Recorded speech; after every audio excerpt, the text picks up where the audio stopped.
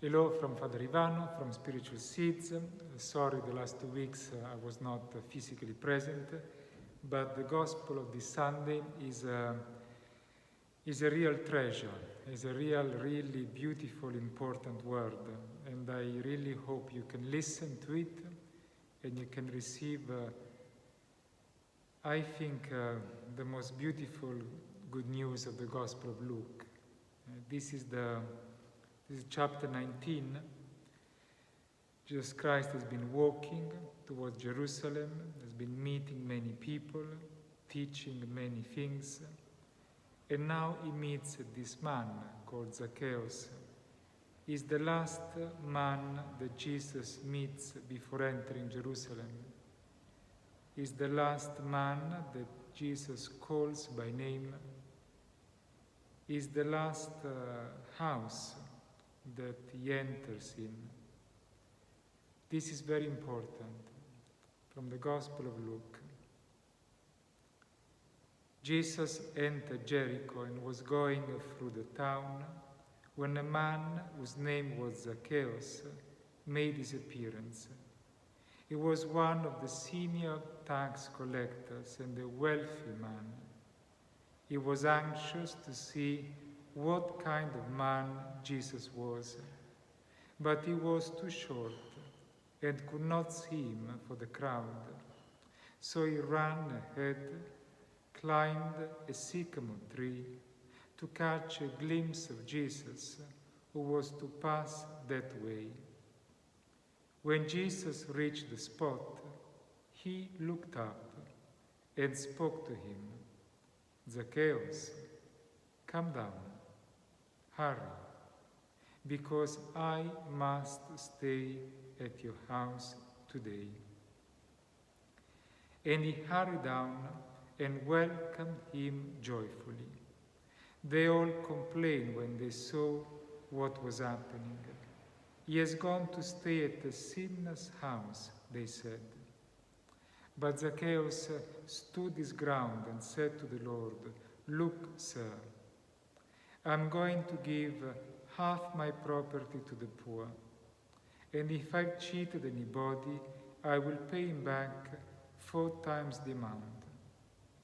And Jesus said to him, "Today salvation has come to this house, because this man too is a son of Abraham. For the Son of Man has come to seek out and save what was lost." The Gospel of the Lord. There is a lot to say and I cannot say everything, but I want to try to go to the heart of this Gospel. Jesus Christ enters the house of Zacchaeus. Why? The house is, you understand, the house is not just a physical building. The house of Zacchaeus is his history, his family,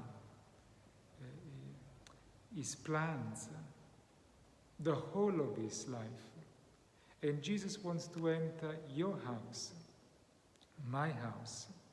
He wants to enter our life. But why?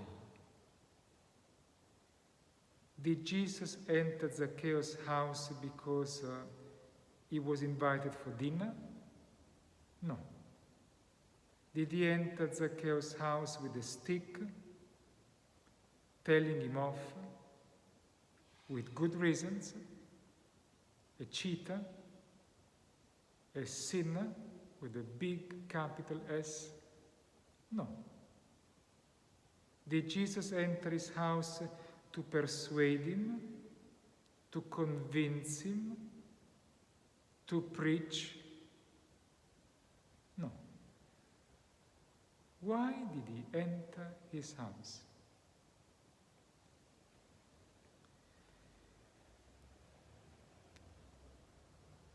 Zacchaeus was short. It is a physical detail, but look, every physical detail in the Gospel of Luke, every physical detail in Luke has a spiritual meaning. Short means that everybody looked down at him. Physically, spiritually. Everybody judged Zacchaeus. Everybody spoke badly of him. Everybody had something to say against him. And maybe he himself, being short, judged himself. And maybe that is why he became a big sinner, to try to get an identity, to try to build himself up, to try to show to the others that he too, being short, he was of some value. Maybe all his sins were simply the fruit of his wounds. But the reality is that he was judged, and he judged himself. That is, the people around him did not see any value in him. They could not conceive that this man could change, that this man could, that maybe he had a heart. And he himself could not, had lost his own dignity. And maybe that's your situation. Maybe for some reason, maybe you have committed a big sin, okay? And maybe people are judging you. And maybe you are judging yourself. And you have lost dignity. You have lost the capacity that you can actually be lovable. That there is someone who actually loves you. And that is the point of this meeting. The whole point of this meeting is for two men to meet. A man who nobody loved, and he had lost the dignity of self-love, and him. And was not Zacchaeus who looked at him. It was Jesus who looked up and spoke to Zacchaeus. This is the good news. That Jesus Christ came and he made himself so small, so little, that he looked up at man, at Zacchaeus.